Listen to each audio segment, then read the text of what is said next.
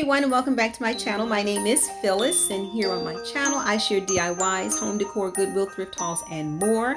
And if this is your first time stopping by, thank you, and please consider subscribing. If you like what you see, give it a thumbs up, and I would love to read your comments. And don't forget to share this video with your friends and family.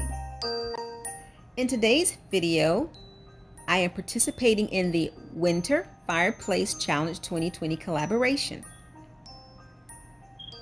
And this collaboration is hosted by none other than the lovely Stephanie of Creatively MsMe.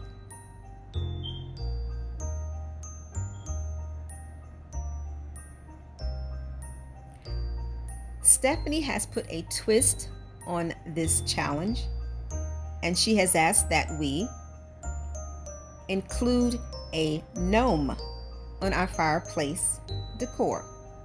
Now, I didn't have much decorations and I didn't have a gnome, but I did find a video on how to create a gnome from sock.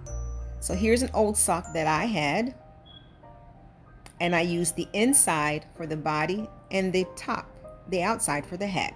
And here is my completed version, but I will be sharing with you a quick video, the video that I followed in making my sock gnome.